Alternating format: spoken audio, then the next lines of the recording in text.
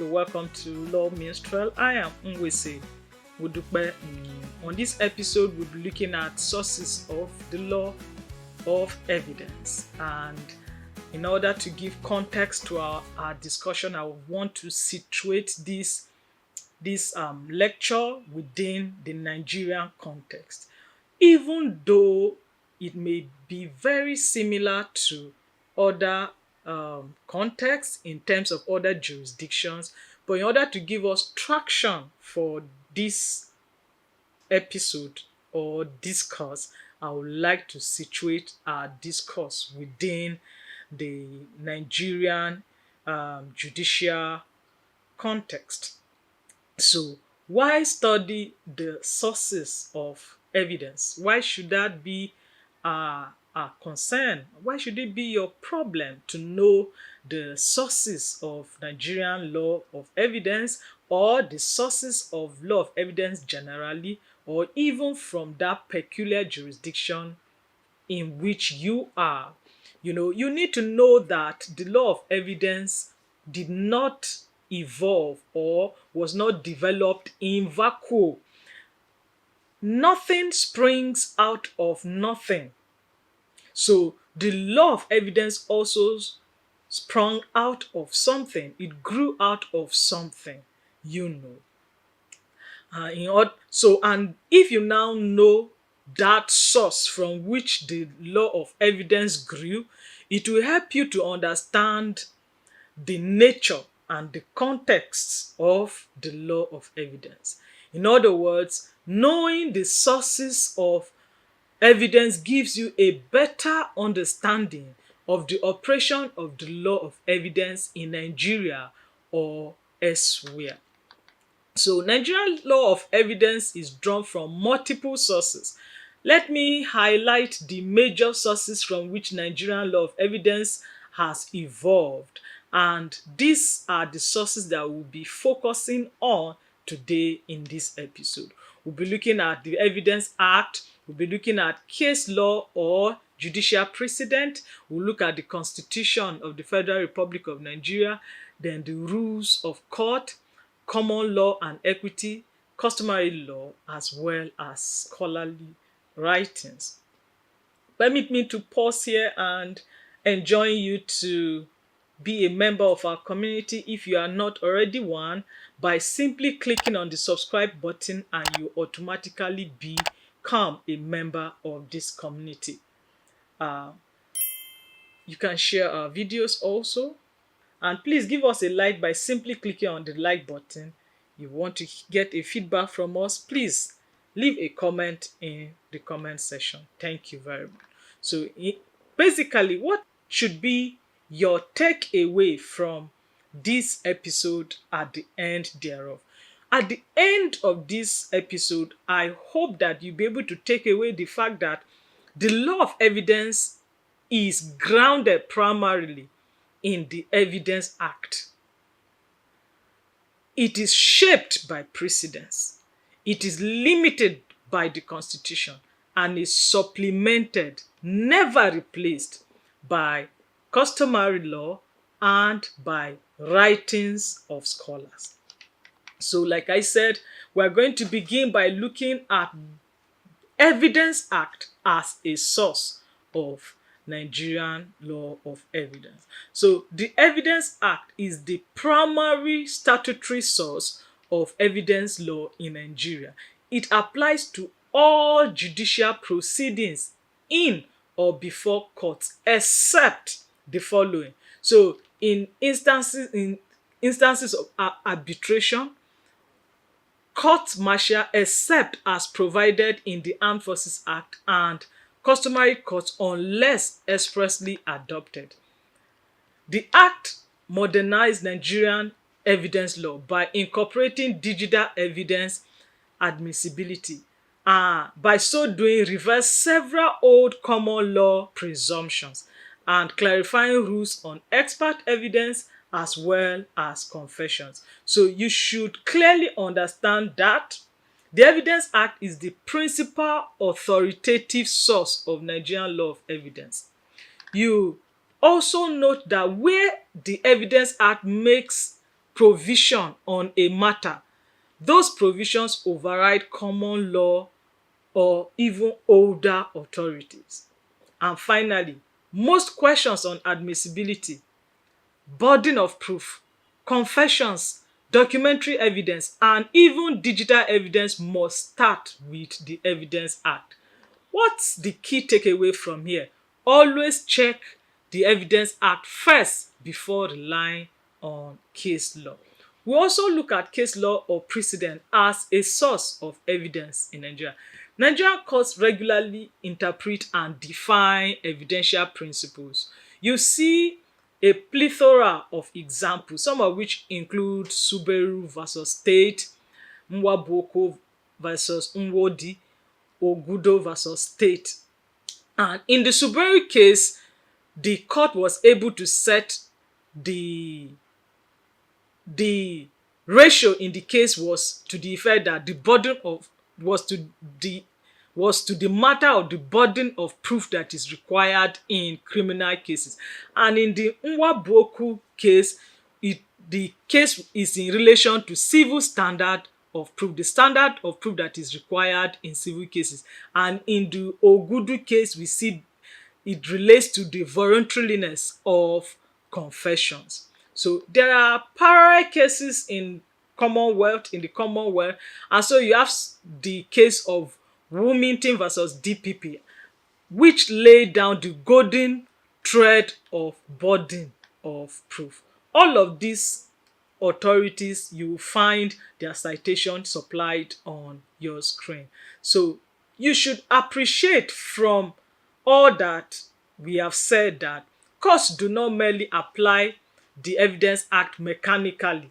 They interpret, they clarify, and they sometimes even expand the provisions of the act to make it cover if issues that did not appear on the face of it as though they covered, and by so doing cover the lacuna that might have existed.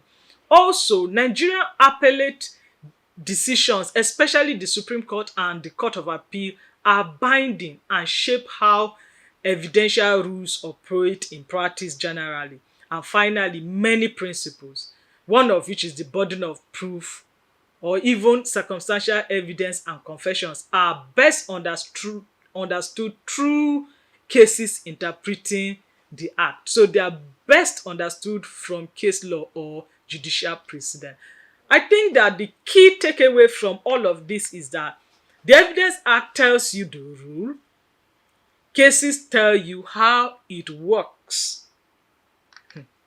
So, moving away, we will now examine the Constitution as one of the sources of Nigerian law of evidence. There are key constitutional provisions that refer or influence the evidence in Nigeria and the law thereof. So, the Constitution makes provision for the right to fair hearing. The Constitution also makes provision for right against self-incrimination, makes provision in relation to right to counsel, as well as the right to silence. So you should know that constitutional provisions, particularly as you find under Section 36 of the Constitution, profoundly affect the evidence law in Nigeria. So, and rights such as fair hearing, presumption of innocence, right to silence, freedom from self-incrimination limit how evidence may be obtained and even used in court. So, evidence obtained in violation of constitutional rights may be excluded or given lesser weight. Okay, so the key takeaway from this is that evidence law does not exist in isolation. It operates within constitutional boundaries. We'll now take a look at how the rules of court also are a source of law of evidence.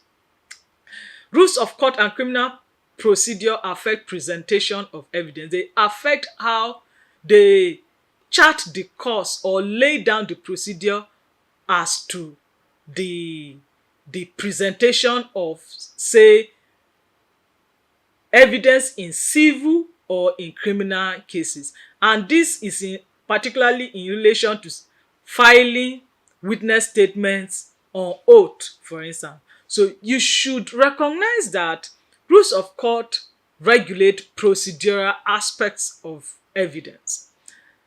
These procedural aspects of evidence include filing witness statements, tendering documents, and even examination of witnesses. The failure to comply with procedural rules may render evidence that should otherwise be admissible to become altogether inadmissible. Now, for me, the key takeaway from this is that admissibility alone is not enough. Procedure also matters. So you do well to pay attention to procedure as well. We'll now take a look at common law and equity, how they are one of the sources of Nigerian law of evidence.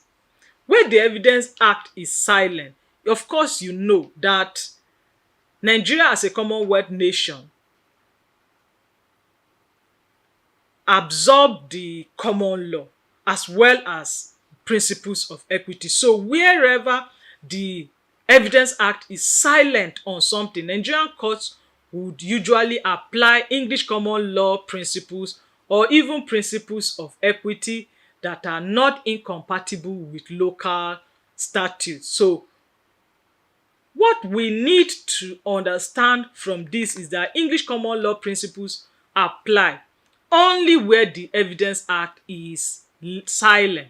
Now, also common law authorities are persuasive, not supreme, and must not conflict with Nigerian statutes. And finally, reliance on common law without checking statutory provision is a common examination and practical error.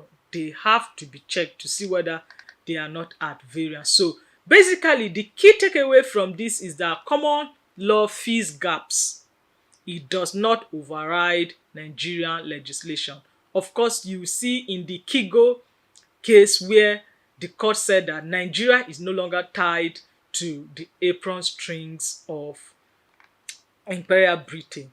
So we'll now look at customary law as one of the sources of Nigerian law of evidence. Although customary courts are generally not bound by Evidence Act, they have their own evidential practices which are usually often flexible and are rooted in their commoner or customary norms. So customary courts often rely on flexible evidential rules grounded in community norms or customary norms. Now, while this promotes accessibility of the court, it also raises concerns about consistency and fairness generally in the court. And then the relationship between customary evidence and statutory evidence remains an evolving area. So the key takeaway from this generally is that evidence law in Nigeria is pluralistic. It is not monolithic. We will now finally look at scholarly writings as a source of Nigerian law of evidence. The opinion of scholars usually expressed in their works may also influence or form part of the practices as relates to evidence.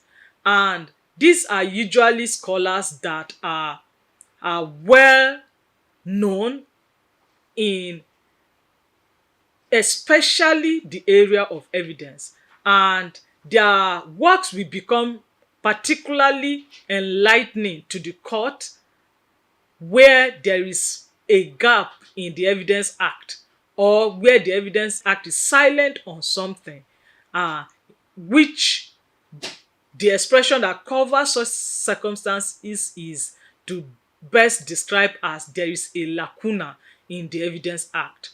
But the opinion of scholars is only of persuasive value and no more. Now, with that, we've come to the end of this topic, which is sources of the law of evidence. The summary of the whole of this episode I think is best summed in that the law of evidence in Nigeria is grounded in the Evidence Act. It is shaped by precedents, is limited by the Constitution, and supplemented, never replaced by customary law or learned writings. Thank you very much for staying with us on this episode. Till next episode, I remain Mwisi Modupe Nyi. You are not a member of this community, please do so by clicking on the subscribe button. Share this video with others by clicking on the share button. Give us a like by clicking on the like button. And then finally, reach us in the comment section by dropping